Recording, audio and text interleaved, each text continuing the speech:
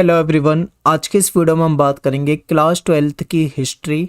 Chapter हमारा है 13वां, महात्मा गांधी और राष्ट्रीय आंदोलन। टर्म 2 की तैयारी कर रहे हैं हम यहाँ पे। और इस चैप्टर के जो भी इंपॉर्टेंट क्वेश्चन बनते हैं वो सारे क्वेश्चन आपको मैं इस वीडियो में कराऊंगा। ठीक है, तो आपको वीडियो को बहुत ध्यान से देखना है। अगर आपने चैप्टर को नहीं पढ़ा है एनसीईआरटी से और चैप्टर को डिटेल में नहीं समझा है तो आप पहले चैप्टर की वीडियोस देखिए। मैंने इस चैप्टर को 3 पार्ट में कराया हुआ है, पार्ट 1, पार्ट 2, पार्ट 3। इनका लिंक जो है आपको डिस्क्रिप्शन बॉक्स में दे दूंगा, पूरी प्लेलिस्ट का लिंक। आप वहां पे जाइए और वहां से पहले आप चैप्टर को समझो। जब आप चैप्टर को बिल्कुल अच्छे तरीके से देख लोगे, समझ लोगे, तब आपको इंपॉर्टेंट क्वेश्चन करने में ज़्यादा फायदा होगा। ठीक है, तो बात करते हैं यहाँ पे हम अपने क्वेश्चन वगैरह की।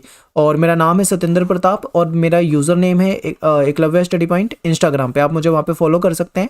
और चलिए स्टार्ट करते हैं आज की इस वीडियो को। इस वीडियो में हम लॉन्ग क्वेश्चन और शॉर्ट क्वेश्चन दोनों तरह के क्वेश्चन देखने वाले हैं। ठीक है, तो ध्यान से आपको वीडियो देखनी है। चलिए स्टार्ट करते हैं। सबसे पहला क्वेश्चन आपके सामने स्क्रीन पे है कि गांधी जी विदेश कब गए थे और भारत वापस कब आए थे।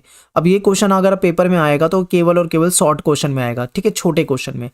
तो देखिए 1893 में गांधी जी विदेश चले गए थे और 1915 में ये भारत वापस आ गए थे। और इन्होंने अपना ज़्यादा समय जो था वो कहाँ पे बिताया था? साउथ अफ्रीका में बिताया था, यानी कि दक्षिण अफ्रीका में बिताया था। तो ये इंपॉर्टेंट है, आपको याद रखना है। अगला क्वेश्चन आपके सामने है कि चंपारण सत्याग्रह जो था वो कब हुआ था और कहाँ पे हुआ था। तो देखिए चंपारण सत्याग्रह जो था ये 1917 में हुआ था। ठीक है, बिहार में है ये, बिहार में है चंपारण, ये आपको याद ही होगा। तो ये 1917 में हुआ था चंपारण सत्याग्रह। और बिहार के चंपारण में जो किसान थे उनसे क्या किया जाता था? जबरन नील की खेती कराई जाती थी। ठीक है, इसके विरोध में, क्योंकि भाई नील की खेती से किसानों को लाभ नहीं था लेकिन अंग्रेजों को फायदा था, इसीलिए जबरन उन पे दबाव बनाया जाता था कि तुम नील की खेती करो। तो इसी के विरोध में इन्होंने ये सत्याग्रह किया था, चंपारण सत्याग्रह। तो ये बहुत इंपॉर्टेंट है, शॉर्ट क्वेश्चन में आपसे ये पूछा जा सकता है। अगला प्रश्न आपके सामने है कि अहमदाबाद और खेड़ा आंदोलन कब और किस मुद्दे पर हुआ था। तो देखिए ये अहमदाबाद और खेड़ा दोनों कहाँ पर है? गुजरात राज्य में है। ठीक है, गुजरात में है, ये भी आपको ध्यान रखना है। अब बात करते हैं इनके आंदोलन की। तो देखिए दोनों आंदोलन जो है ये 1918 में हुए हैं, ये आपको याद रखना है। अहमदाबाद में किस बात को लेकर आंदोलन हुआ था? तो देखिए यहाँ पे जो कपड़े की मिल थी, इस मिल में क्या करते थे? बहुत सारे मजदूर लोग काम करते थे, लेकिन उनकी जो काम करने की स्थिति थी उसमें कोई सुधार नहीं था। उनको टाइम पे वेतन नहीं मिलता था, उनको छुट्टियां नहीं मिलती थी, बहुत ज़्यादा उनसे काम कराया जाता था, पैसे उनको बहुत कम दिए जाते थे। वहाँ पे मतलब स्थिति बहुत बुरी थी, साफ सफाई नहीं थी, कई तरह की दिक्कतें थी। तो इसके खिलाफ मजदूरों ने क्या किया? आंदोलन किया। ठीक है, महात्मा गांधी इसमें शामिल थे। इंपॉर्टेंट है, ये याद रखना है आपको। ये तो हो गया अहमदाबाद का। अब खेड़ा में किस बात को लेकर था? तो देखिए यहाँ पे क्या था, जो किसान लोग थे इनकी फसल जो थी वो चौपट हो गई थी। अब इनको क्या था भाई, लगान तो देना ही था।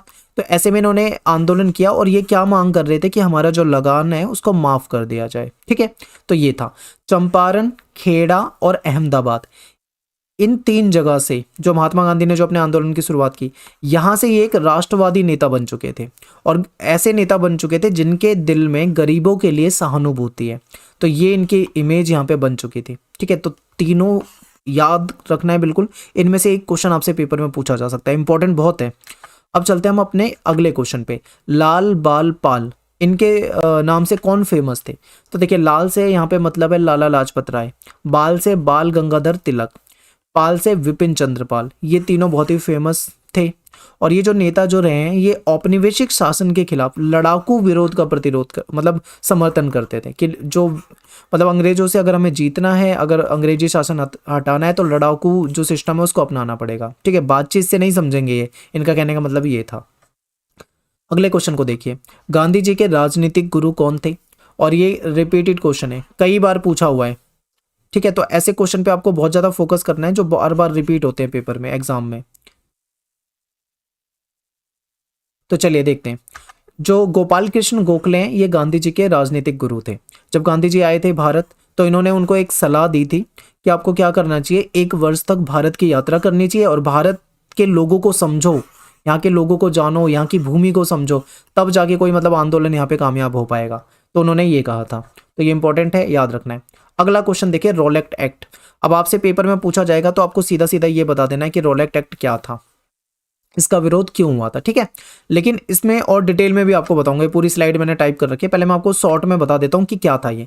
तो देखिए क्या हुआ कि रोलेट एक्ट लाया गया था। इसके तहत सरकार ने ये जो जैसे आंदोलन वगैरह करते थे ना, तो इनको आंदोलन को कुचलने के लिए ये एक्ट लाया गया था। इसके तहत क्या है, जो भी आंदोलन करेगा या जो राजनीतिक जो भी व्यक्ति है जो अंग्रेजों के खिलाफ जाता है, उसको बिना मुकदमा चलाए जेल में बंद रखने का अधिकार था। यानी अंग्रेजों को ये अधिकार दे दिया कि अगर कोई व्यक्ति अंग्रेजों के खिलाफ आंदोलन करता है या सत्याग्रह करने की कोशिश करता है या अंग्रेजों के खिलाफ जाता है, तो उसको सीधा जेल में डाल दो, कोई मुकदमा वगैरह की जरूरत नहीं है, जेल में डाल दो उसे सीधा, ठीक है। तो ये वाली बातें थी यहाँ पे। तो इससे क्या हुआ, जो भारतीय नेता थे वो नाराज थे, तो इसीलिए वो इसके विरोध में आ गए और उन्होंने रोलेट एक्ट जो था इसका विरोध किया, ठीक है। इंपॉर्टेंट है आपके लिए।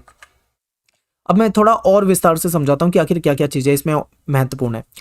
जब पहला विश्व युद्ध हुआ था उस दौरान अंग्रेजों ने क्या करा था, प्रेस पे पाबंदी लगाती थी, यानी जो मीडिया है उस पर पाबंदी लगाती थी, और बिना जांच के कारावास की अनुमति दी दी थी कि भाई किसी को भी जो भी मतलब खिलाफ जाता दिखे उसको सीधा जेल में डाल दो। ये दो चीजें हुई थी प्रथम विश्व युद्ध के दौरान।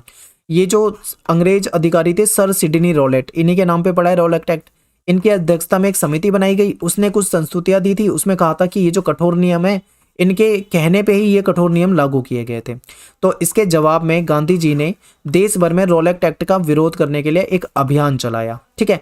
और अभियान जो था वो उत्तरी और पश्चिमी भारत में कस्बों में ज्यादा देखने को मिला। इसमें क्या कहा गया था कि तुम अपनी दुकानें बंद कर दो, स्कूल में जाना बंद कर दो, ठीक है, यानी कि इनका विरोध करो। तो जब ये चीजें हुई तो जीवन बिल्कुल ठहर गया था।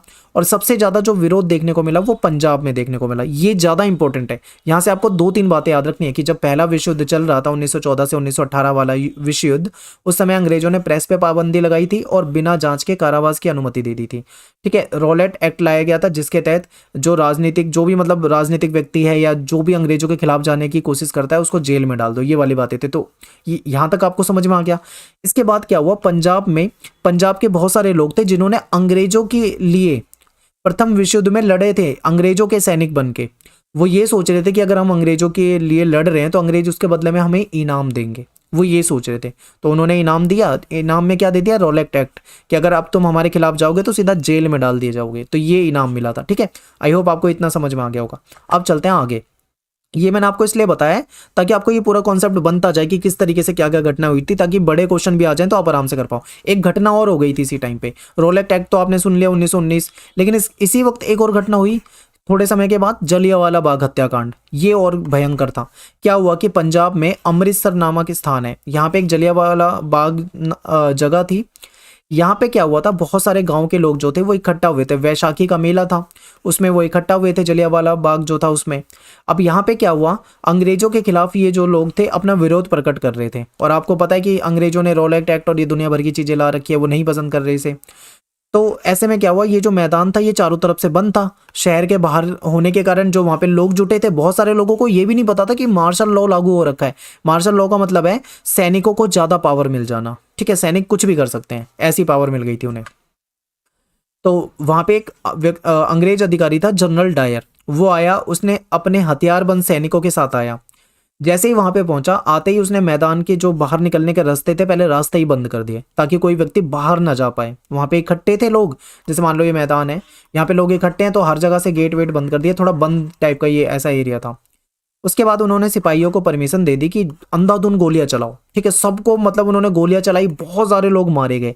इसी को कहा जाता है जलियांवाला बाग हत्याकांड। अब आप देखो कितनी सारी चीजें हो गई एक साथ। ऐसे में ये क्यों जनरल डायर ने ये फैसला क्यों किया, क्योंकि वो चाहता था कि जो सत्याग्रही हैं, यानी जो अंग्रेजों के खिलाफ जो आंदोलन कर रहे हैं, उनके जहन में, उनके दिल में दहशत बैठ जाए अंग्रेजों के खिलाफ, कि अंग्रेजों के खिलाफ कभी कोई कुछ बोल ना सके, ऐसा डर बिठाना चाह रहा था वो। इस घटना के बाद, इस घटना से विरोध हुआ बहुत ज्यादा, ठीक है। भारतीय जो थे उनके मन में और ज्यादा अंग्रेजों के प्रति नफरत हो गई थी। तो इसके बाद फिर लाया गया था असहयोग आंदोलन, ठीक है। तो ये भी आपको याद रखना है। तो अगला क्वेश्चन आपका है असहयोग आंदोलन पे। असहयोग आंदोलन कब आरंभ हुआ, क्यों चलाया गया, और इसको क्यों रोक लिया गया, इसके पीछे क्या कारण थे, तीनों चीजें आपको याद रखनी है। और एक क्वेश्चन और आ जाएगा कि असहयोग आंदोलन के समय लोगों ने क्या क्या किया, ये भी आपको बताऊंगा। तो देखते हैं, रोलेट एक्ट जो था उसके खिलाफ गांधी जी ने और लोगों ने मिलकर क्या करा था, आंदोलन किया था, ठीक है, उसको हटाने के लिए। इसकी सफलता से उत्साहित होकर गांधी जी ने अंग्रेजों के शासन के खिलाफ असहयोग का अभियान की मांग कर दी, क्योंकि गांधी जी का यह कहना था कि अंग्रेजों का जो शासन चल रहा है ना, वो भारतीयों के समर्थन से चल रहा है। कह रहा अगर सभी भारतीय अंग्रेजों के खिलाफ हो जाएं, उनका समर्थन करना बंद कर दें, सभी मतलब उनका असहयोग करना शुरू करें, यानी सहयोग खत्म करें, असहयोग करें, तो ऐसे में ये अंग्रेजी शासन ज्यादा से ज्यादा 1 साल चल पाएगा। अगर हमने 1 साल तक ये कर लिया ना, तो इसके बाद अंग्रेज अपने आप ही भारत छोड़ के भाग जाएंगे, ऐसा इनका कहना था। तो देखिए क्या क्या हुआ, इसे समझते हैं। इन्होंने कहा कि जो भारतीय चाहते हैं कि अंग्रेजी शासन का खात्मा हो जाए, उनसे उन्होंने आग्रह किया कि स्कूल जाना बंद कर दो, कॉलेज जाना बंद कर दो, न्यायालय में जाना बंद कर दो, कोई भी टैक्स मत चुकाओ, ये सारी बातें कर दी हमने, बिल्कुल भी सहयोग करना ही नहीं है इनका, ये बातें थी। तो गांधी जी ने कहा कि असहयोग का ठीक ढंग से अगर पालन हो जाए तो भारत 1 वर्ष के भीतर आजाद हो जाएगा, स्वराज की प्राप्ति हो जाएगी। इस प्रकार गांधी जी ने 1920 में असहयोग आंदोलन की शुरुआत कर दी, और इसके साथ ही खिलाफत आंदोलन को भी इसमें जोड़ लिया। खिलाफत आंदोलन मुस्लिमों का आंदोलन था, भारतीय मुस्लिमों का नहीं था, लेकिन भारतीय मुस्लिम इसको सपोर्ट कर रहे थे। ये क्या था, ये खलीफा जो तुर्की वगैरह में ऑटोमन साम्राज्य में होता था, उसके कुछ अधिकार वगैरह छीने जा रहे थे, उसके लिए आंदोलन था, तो ये भारतीय उसका सपोर्ट कर रहे थे। तो महात्मा गांधी ने क्या सोचा कि असहयोग आंदोलन के साथ खिलाफत आंदोलन को भी जोड़ लेते हैं, इससे क्या हो जाएगा, आंदोलन और बड़ा हो जाएगा। तो ये चीजें चली यहाँ पे। अब देखो आगे एक क्वेश्चन आपके सामने ये भी बन जाता है कि असहयोग आंदोलन को वापस क्यों ले लिया, ठीक है। लेकिन इसको जानने से पहले हम ये देख लेते हैं क्वेश्चन कि असहयोग आंदोलन के दौरान क्या क्या हुआ, ये समझ जाओगे तो ज्यादा बेहतर रहेगा, ठीक है। देखो आंदोलन की शुरुआत शहरी मध्य वर्ग की हिस्सेदारी से हुई थी। स्टूडेंट जो थे, हजारों स्टूडेंट ने बोल दिया कि अब हम स्कूल नहीं जाएंगे, स्कूल कॉलेज जाना उन्होंने छोड़ दिया। हेडमास्टर, शिक्षक, टीचर वगैरह जो थे, इन्होंने क्या करा, इस्तीफे दे दिए। वकील जो थे, इन्होंने मुकदमा लड़ना बंद कर दिया। मद्रास के अलावा ज्यादातर जो प्रांतीय परिषद थे, वहां पे चुनाव भी नहीं हुए, लोगों ने बहिष्कार कर दिया चुनाव का। और क्या हुआ इसे समझिए, विदेशी सामान जो होता था उसका बहिष्कार कर दिया कि हम बाहरी सामान नहीं यूज करेंगे। शराब के दुकानों की पिकेटिंग कर दी। पिकेटिंग का मतलब यहाँ पे विरोध से होता है, ये विरोध का एक तरीका होता है। विदेशी कपड़े जो थे उसको उसकी होली जलाई गई, लोगों ने भारतीय कपड़े खरीदने शुरू कर दिए। असहयोग आंदोलन केवल शहरों में नहीं, बाद में ये गांव में भी पहुंचा। किसान और आदिवासी जो थे वो भी इसके समर्थन में आ गए। तो असहयोग आंदोलन के द्वारा लोगों ने कैसे इसमें समर्थन किया, किस तरीके से लोगों ने क्या क्या किया, स्कूल जाना बंद कर दिया, कॉलेज जाना बंद कर दिया, टीचर ने इस्तीफा दे दिया, ठीक है, वकील ने मुकदमे लड़ने बंद कर दिया। इस तरीके से उन्होंने इस आंदोलन को समर्थन किया। तो लेकिन इतना कुछ होने के बाद भी ये आंदोलन वापस ले लिया गया। तो आखिर ये वापस क्यों लिया गया, क्वेश्चन ये भी पूछा जा सकता है कि असहयोग आंदोलन वापस क्यों लिया, क्यों रोकना पड़ा, क्यों स्थगित करना पड़ा। तो देखिए क्यों हुआ, क्योंकि फरवरी 1922 में किसानों का एक ग्रुप था, उसने क्या करा, जो चौरी चौरा नामक क्षेत्र था, यहां पे एक पुलिस चौकी थी, उस पे जाके आक्रमण करके आग लगा दी। इस अग्निकांड में पुलिस वाले कई जो थे वो उनकी जान चली गई, जान से मारे गए, ठीक है, जल गए, मर गए। ऐसे में जब महात्मा गांधी ने देखा कि आंदोलन जो है वो हिंसक हो गया है, तो उन्होंने असहयोग आंदोलन को वापस ले लिया, तत्काल वापस ले लिया कि इसी समय वापस लेते हैं। तो यहाँ पे आपको पूरा समझ में आ गया होगा कि क्यों शुरू हुआ, कैसे शुरू हुआ, लोगों ने क्या क्या किया और वापस क्यों लिया। ए टू जेड आपको बता दिया यहाँ पे, ठीक है। चलते हैं अपने अगले क्वेश्चन की तरफ। अगला क्वेश्चन देखिए, इतने सारे क्वेश्चन है, अथवा अथवा अथवा करके आपको ऑप्शन में दे रखे हैं। क्वेश्चन एक ही है, आंसर एक ही बनेगा सबका, लेकिन लैंग्वेज घुमा रखे। गांधी जी की पहली महत्वपूर्ण सार्वजनिक उपस्थिति के बारे में बताइए। बनारस हिंदू विश्वविद्यालय यानी कि जो BHU था, इसके उद्घाटन समारोह में गांधी जी की उपस्थिति के बारे में बताइए। गांधी जी का पहला भाषण जो था वो BHU में था, यानी बनारस हिंदू विश्वविद्यालय जो था इसकी स्थापना के समय हुआ था। तो इससे इनको एक नई पहचान मिली, इसके बारे में वर्णन कीजिए। या फिर BHU का जो ये उद्घाटन समारोह था, इसमें गांधी जी ने अपने विचारों को जनता के समक्ष किस प्रकार रखा, ऐसे पूछ लेंगे। तो ये पेपर में आए हुए क्वेश्चन है, बार बार ऐसी ऐसी लैंग्वेज में पूछे जा रहे हैं। तो मैंने सारे क्वेश्चन एक साथ ही आपके सामने रख दिए स्क्रीन पे, ध्यान से देख लो, ऐसे पूछे गए हैं पेपर में, ठीक है। अब शुरू करते हैं इसके आंसर को, ध्यान से देखिए। देखिए क्या था कि ये गांधी जी की पहली महत्वपूर्ण सार्वजनिक उपस्थिति थी। फरवरी 1916 की बात है, बनारस हिंदू विश्वविद्यालय का उद्घाटन समारोह चल रहा था। इसमें बहुत बड़े बड़े लोगों को बुलाया गया था जो बहुत फेमस लोग थे। हालांकि गांधी जी इनके मुकाबले में अज्ञात थे, क्योंकि इनको कोई नहीं जानता था भारत में, ठीक है। ये साउथ अफ्रीका में जो इनके काम थे उसकी वजह से ये जाने जाते थे, इसलिए इनको यहाँ पे इनवाइट किया गया था। तो जब गांधी जी को बोलने का मौका मिला वहां पे, तो इन्होंने वहाँ पे एक मतलब अपनी एक अलग ही इमेज बना ली। इन्होंने ये देखा कि यहाँ पे सारे अमीर लोग तो अब मौजूद हैं मतलब इस समारोह में, लेकिन गरीब लोग, किसान लोग, मजदूर लोग, ऐसे लोगों को यहाँ पे नहीं बुलाया गया है। तो इन्होंने क्या कहा, इसे समझते हैं। इन्होंने कहा कि मजदूरों, गरीबों की ओर ध्यान ना देने के कारण भारतीय विशिष्ट वर्ग जो था उसको आड़े हाथों लिया। इन्होंने ये कहा कि बनारस हिंदू विश्वविद्यालय का जो स्थापना दिवस है ये बहुत ही शानदार है, लेकिन इसमें कमी है। कमी क्या है? कमी ये थी कि यहाँ पे जहां भी देखो धनी लोग दिख रहे हैं, सजे सवरे लोग दिख रहे हैं, लेकिन यहाँ पे गरीब लोग बिल्कुल भी मतलब उपलब्ध नहीं है, यानी मौजूद नहीं है। यहाँ केवल अमीरों को ही बुलाया गया है। तो ये चीज़ें उन्होंने इस पे चिंता जाहिर की।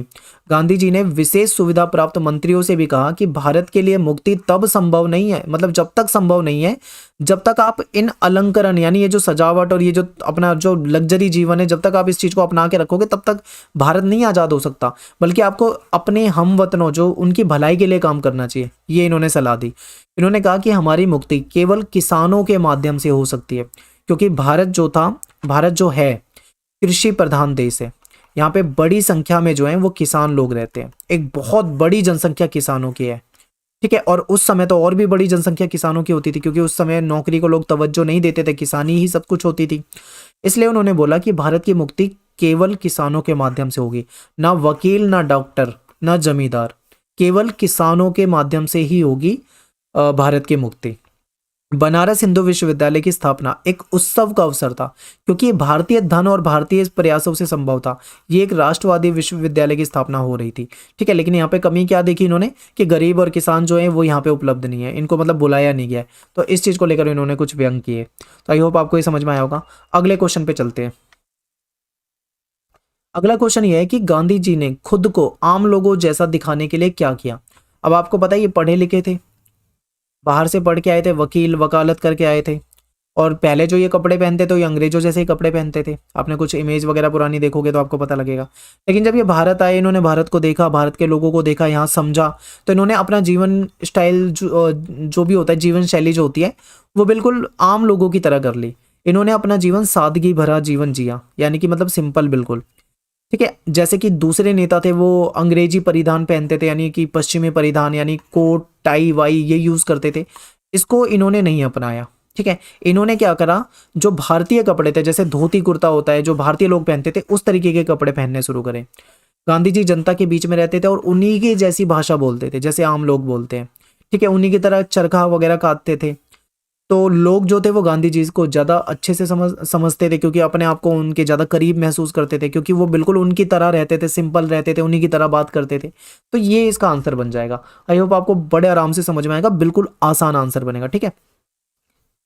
अगला क्वेश्चन देखिए। अगला क्वेश्चन है कि गांधी जी की चमत्कारी शक्तियों की अफवाहें क्या क्या थी, स्पष्ट कीजिए। बहुत सारी अफवाहें थी, बहुत सारी अफवाहें, ठीक है। और गांधी जी को किसान किस तरीके से देखते थे ये भी आपको बताना है। तो चलिए देखते हैं, समझते हैं इसको। तो देखिए, किसान जो थे वो गांधी जी को महात्मा के रूप में देखते थे, वो इनको महात्मा मानते थे। उनका कहना था कि गांधी जी जो है इनको भगवान के द्वारा भेजा गया है। और किस लिए भेजा गया है? जनता के दुखों को दूर करने के लिए, पाप का नाश करने के लिए इनको भेजा गया है। ऐसी ऐसी अफवाहें थी, ये पॉइंट आपको याद रखने हैं। आगे देखिए, लोगों में ये विश्वास था कि गांधी जी के पास चमत्कारी शक्तियां हैं, ठीक है, ये चमत्कार कर सकते हैं, और जो इनका विरोध करता है उसको परिणाम भुगतना पड़ता है। ऐसी अफवाहें फैल गई थी। अफवाहें मैंने आपको चैप्टर की जो वीडियो है उसमें बहुत विस्तार से समझा है, यहाँ पे मैं टाइम खराब नहीं करूंगा, सीधा क्वेश्चन आंसर पे आऊंगा, ठीक है। किसानों का यह मानना था कि गांधी जी के पास ऐसी शक्तियां हैं जो उन्हें ब्रिटिश अत्याचारी अंग्रेजी राज से आजादी दिला देगा। और भी कई तरह की अफवाहें थी कि भाई इन्होंने, जिसने गांधी जी के बारे में के महत्व को नहीं समझा उसके साथ ये बुरा हो गया, उसने ऐसा बोल दिया उसके साथ ये बुरा हो गया। ऐसी भी कई सारी अफवाहें थी, उस पर नहीं जाएंगे, इतना ही काफी आपके आंसर के लिए, ठीक है। अगले क्वेश्चन को देखते हैं। राष्ट्रीय आंदोलन के अध्ययन के लिए अखबार महत्वपूर्ण स्रोत हैं। क्यों स्रोत है महत्वपूर्ण, ये आपको बताना है। तो देखिए, गांधी जी के क्वेश्चन ये भी आ सकता है कि गांधी जी के जीवन के बारे में हमें ये जो अंग्रेजी अखबार है या फिर हमारे मतलब जो भारतीय अखबार है इससे महत्वपूर्ण जानकारी मिल जाती है, ऐसे भी आपसे पूछा जा सकता है। तो देखिए, गांधी जी के जीवन के बारे में समकालीन जो अखबार थे उस समय, चाहे अंग्रेजी अखबार हो, चाहे वो भारतीय भाषा के अखबार हो, गुजराती, हिंदी, बंगाली, मराठी, किसी भी भाषा के, उसमें महात्मा गांधी के बारे में बहुत कुछ छापा जाता था। समाचार पत्र जो थे वो गांधी के बारे में जानकारी प्राप्त करने के महत्वपूर्ण स्रोत है। क्यों? क्योंकि गांधी आपको पता है आंदोलन वगैरह करते रहते थे। अगर आप 1916 की उनकी बैठक को देखो, बीएचयू वाली, उसके बाद आप चंपारण वाली घटना देखो, फिर गुजरात के अहमदाबाद और खेड़ा वाली घटना देखो, फिर रोल एक्ट का विरोध देखो, ठीक है, फिर उसके बाद आप देखोगे असहयोग आंदोलन देखो, तो आपको पता लग जाएगा कि बहुत सारी चीजों में ये सक्रिय थे, एक्टिव थे।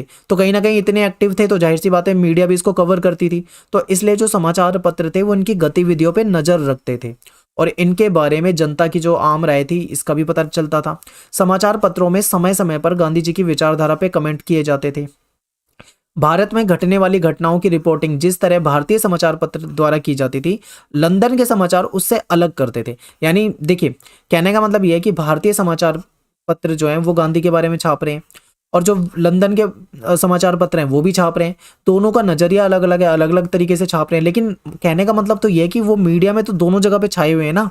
तो ये होता था कि दोनों जगह की मीडिया इनको कवर करती थी, ठीक है। तो ये महत्वपूर्ण स्रोत के रूप में काम आ जाते हैं क्योंकि उससे बहुत सारी जानकारी मिल जाती है। अगला क्वेश्चन है, साइमन कमीशन कब बना, इसके अध्यक्ष कौन थे? इससे रिलेटेड शॉर्ट क्वेश्चन बहुत सारे पूछे जा सकते हैं, तो ध्यान से देखो, इसके आंसर में भी कई सारे क्वेश्चन बन जाएंगे। तो साइमन कमीशन कब बना, तो आप बोलोगे 8 नवंबर 1927, या फिर आप केवल 1927 भी याद रखोगे, इतना काफी है। इसके अध्यक्ष कौन थे, तो इसका नाम था सर जॉन साइमन, ठीक है। कौन अध्यक्ष थे ये भी आपको याद रखना है। इसमें कितने सदस्य थे ये भी पूछा जा सकता है, तो इसमें 7 सदस्य थे और सारे के सारे सदस्य क्या थे, अंग्रेज थे। इसीलिए इसको कांग्रेस ने क्या नाम दिया था, श्वेत कमीशन नाम दिया था, क्योंकि सारे के सारे जो थे अंग्रेज थे, ठीक है। तो यहां से 1-2 क्वेश्चन आपके एक्स्ट्रा बन जाएंगे, ये याद रखने। अगले क्वेश्चन पे चलते हैं। साइमन कमीशन का उद्देश्य क्या था, तो साइमन कमीशन उपनिवेश, भारत में जो उपनिवेश के अंग्रेजों ने जो शासन किया था उसकी जो स्थिति थी उसकी जांच के लिए बनाया गया था और इंग्लैंड से भेजा गया था भारत, ठीक है। ये इंपॉर्टेंट है। अगला क्वेश्चन है कि साइमन कमीशन भारत कब आया और इसका विरोध क्यों हुआ था। तो ये जो कमीशन था ये फरवरी 1928 में भारत आया था और इसका विरोध क्यों हुआ था, इसका विरोध इसीलिए हुआ था क्योंकि इसमें सारे के सारे सदस्य जो थे वो सारे के सारे अंग्रेज थे, इसमें एक भी भारतीय सदस्य नहीं था। अब ये भारत के बारे में, भारतीयों के बारे में, यहाँ पे शासन व्यवस्था के बारे में अगर बताएगा और इसमें एक भी भारतीय नहीं होगा तो सारे सारे अंग्रेज होंगे, तो वो क्या करेंगे, अंग्रेजों के पक्ष में ही लिखेंगे सब कुछ, इसलिए भारतीय जो थे इसका विरोध कर रहे थे। तो ये इंपॉर्टेंट है।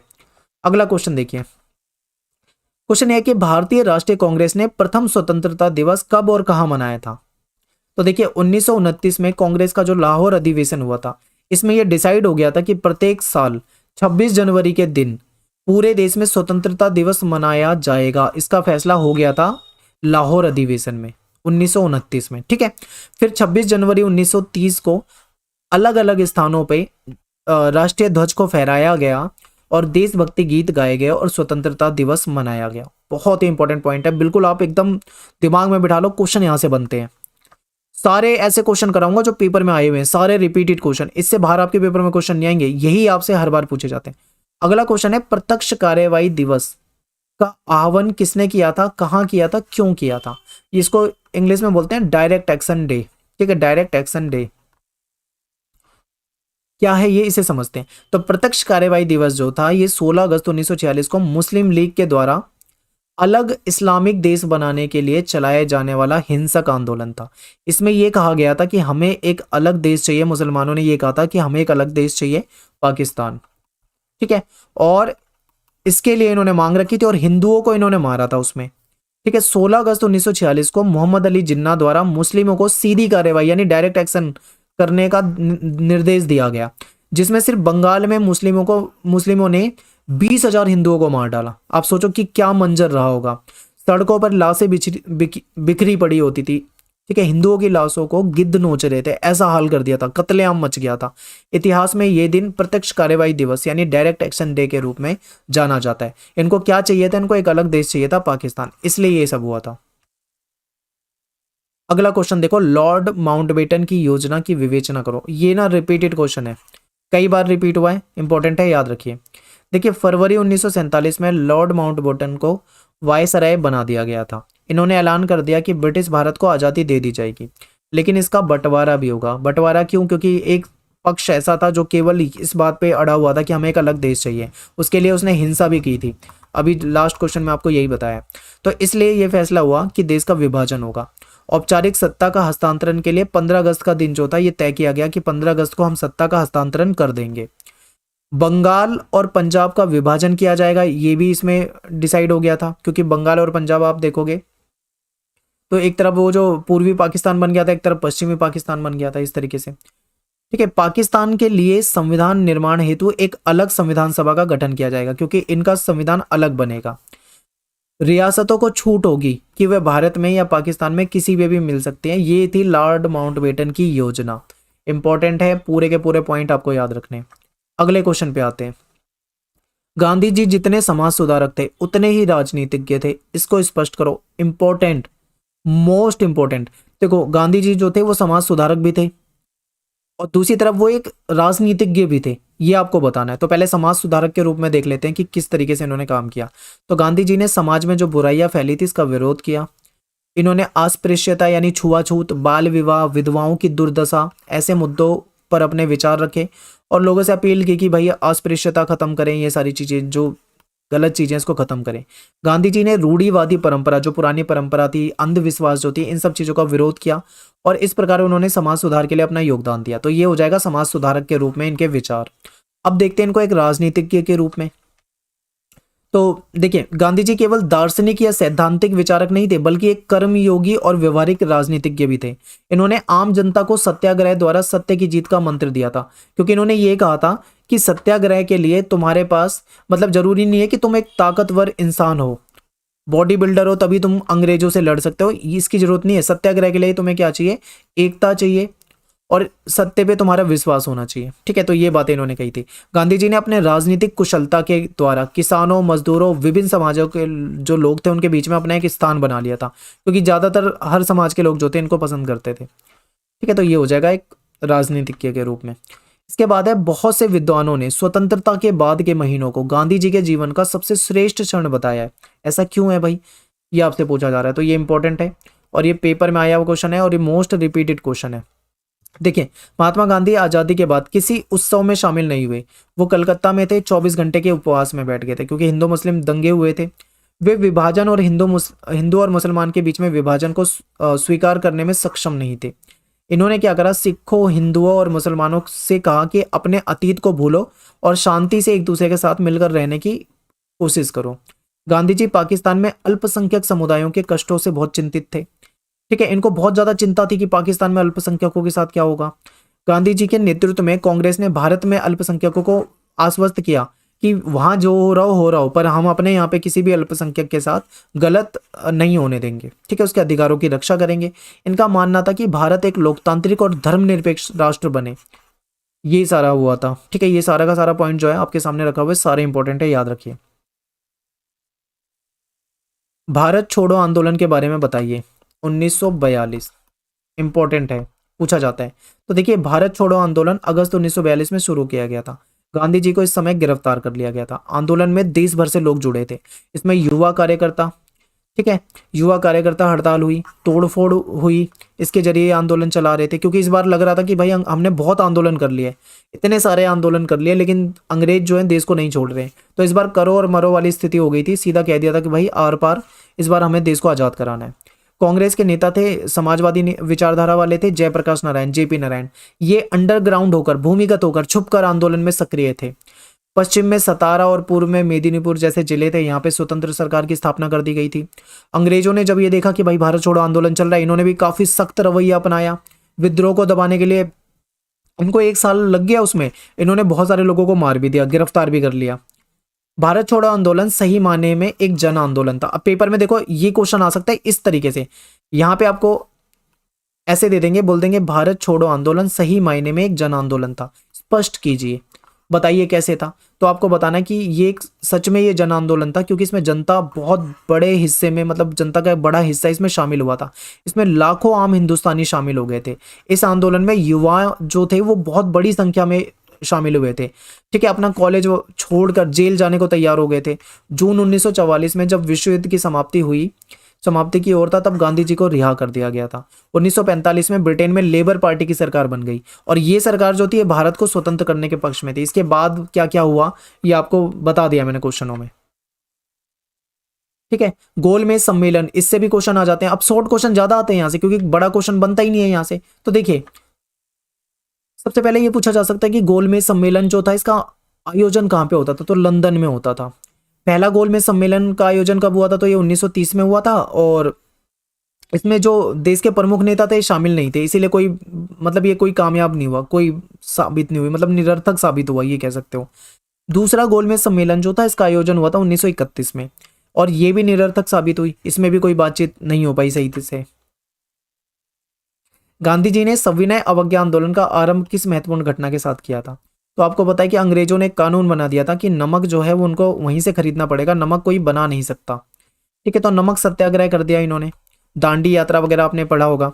तो गांधी जी ने सविनय अवज्ञा आंदोलन का आरंभ नमक कानून तोड़कर किया था। इन्होंने क्या करा, साबरमती से अपने आश्रम से दांडी तक यात्रा करी, जिसको दांडी मार्च भी कहा जाता है। इस पैदल यात्रा में इन्होंने जब ये दांडी पहुंचे तो इन्होंने नमक बनाकर अंग्रेजों का कानून जो था उसको तोड़ दिया, और यहाँ से शुरुआत हो जाती है सविनय अवज्ञा आंदोलन की। तो ये इंपॉर्टेंट है बहुत ज्यादा, ये आपको याद रखना है।